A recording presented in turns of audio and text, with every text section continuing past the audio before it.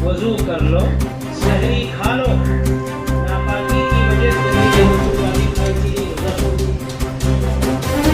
आप नापाकी की हालत में कोई इसमें रुकावट नहीं है।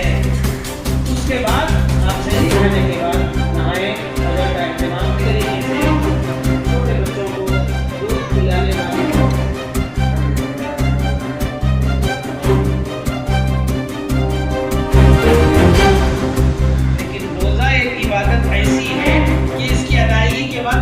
जिंदगियों की कामयाबी के लिए दुआ करते हैं।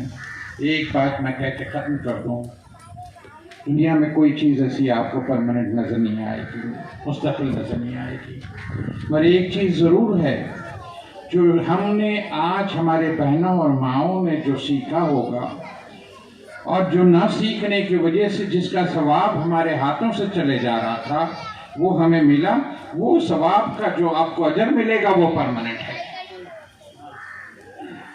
अगर ये आज की इस्तेमाल नहीं होता, ये बातों का इल्म हमारे पास तक नहीं पहुंचता, ये जो हमारी अनजाने तौर पर कोई जाने अनजाने से हमारे नज़रों से नहीं गुजरा, हमारे कानों से नहीं गुजरा, हमारे इल्म से नहीं गुजरा, अगर आप इस पे सुन ले तो इस पे 10-15%, 20%, 50% भी काम कर लें तो सोच लो कि आपका बैंक बैलेंस, आपकी नेकियों का कितना बढ़ गया, ये जो परमानेंट है, जो आपके साथ काम आने वाला है। मैं मुफ्ती साहब से बहुत ही अदबन लास्ट टाइम भी गुजारिश किया हूँ कि ये जो आपकी तहरीक माँ बहनों के साथ इज्तिमाओं के किए, शायद अदोनी में हुआ होगा, मुझे मेरे नॉलेज में नहीं है, इस पैमाने में, इस स्टैंडर्ड से और इस पैरामीटर के साथ और इस आली शान तौर पे जो आप लोगों ने ऑर्गेनाइज किया, शायद मुझे अभी नज़र नहीं आया। मैं हाजीपुरा में मुफ्ती साहब को, उनकी टीम को दावत देता हूँ ताकि आसपास के जो लोग हैं वहाँ पर, यहाँ पे मोहल्ले के सारे लोग आ गए और उस क्लस्टर में, उस इलाके में जो लोग इस तरह के इज्तिमाओं से महरूम हो गए, आके उनको भी अपने इल्म से फ़ायदा पहुँचे और इसका प्लान किया रमज़ान से पहले। और मैं चाहता हूँ कि मेरा हवेली जो फंक्शन हॉल है वो आपके लिए हमेशा हाजिर है, कभी भी आप बताएं तो बाकी का सब इंतज़ाम इंशाअल्लाह हो जाएगा। अल्लाह हाफ़िज़। रमज़ानुल मुबारक की फजीलत ऐसी है जैसे अल्लाह को फजीलत हासिल है बंदों पर, और रमज़ानुल मुबारक अल्लाह तबारक व तआला की तरफ से बंदों के लिए नेमत है जिसकी हर रात रहमतों भरी है, हर दिन रहमतों से माला माल है। एक एक लम्हा रमज़ानुल मुबारक का बहुत कीमती है, बहुत कीमती है।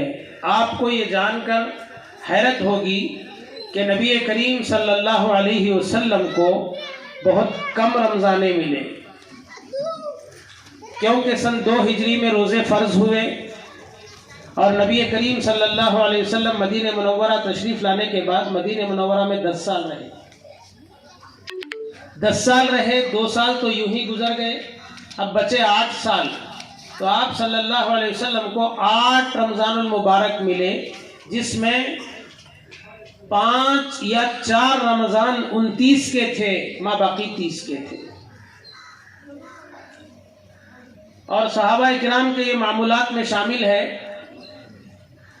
कि रमज़ानुल मुबारक की आमद से पहले यानी शाबान ही में अपने मालों की ज़कात निकाल दिया करते थे, इस वजह से कि रमज़ानुल मुबारक में कोई डिस्टर्ब ना हो, कि माल के हिसाब करने में, जमा करने में और देने वाले को तलाश करने में वक्त ज़ाया ना हो।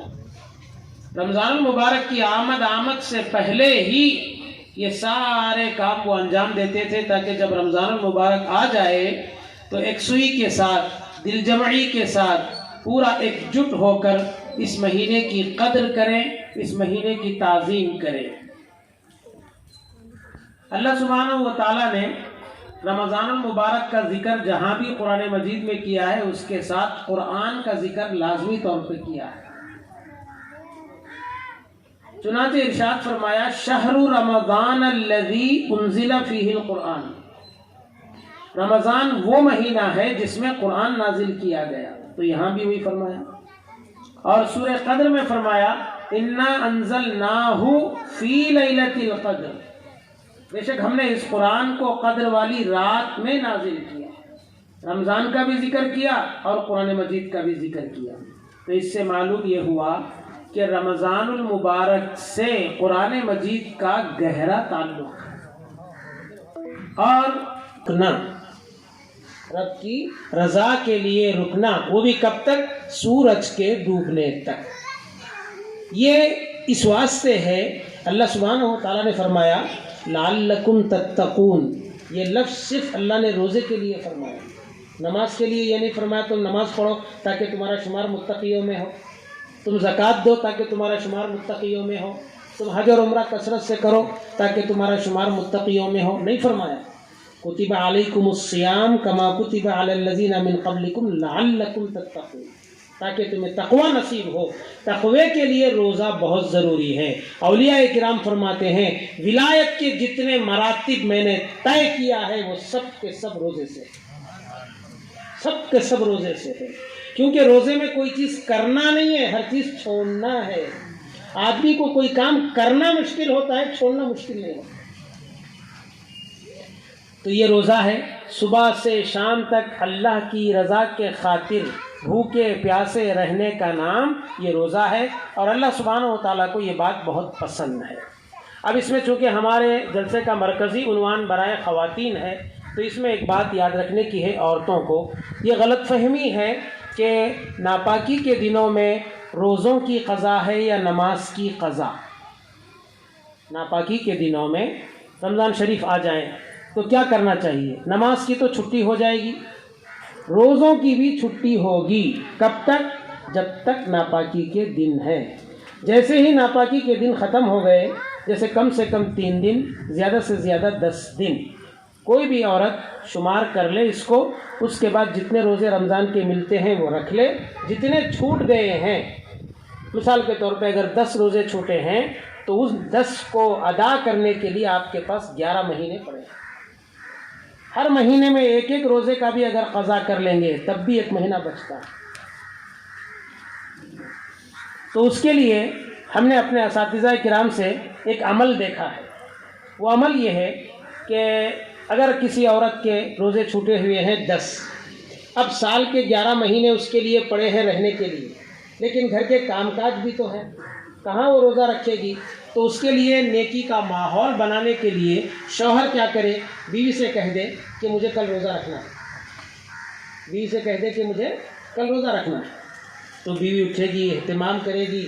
تو اب نیت کرتے وقت بیوی سے کہے کہ تم رمضان کے قضا کا روزہ کرو اور میں نفل روزہ کر لیتا ہوں، تاکہ میرے نفل 10 ہو جائیں، تمہارے فرض 10 ادا ہو جائیں۔ تو کام کاج میں بھی سہولت ہو، کام کاج میں بھی سہولت ہو، اور عبادت پر ابھارنے کے لیے، ان کی ہمت افزائی کے لیے، اور ان کو فرض کی اہمیت بتانے کے لیے کہ فرض کسی صورت میں چھوٹا نہیں جائے گا۔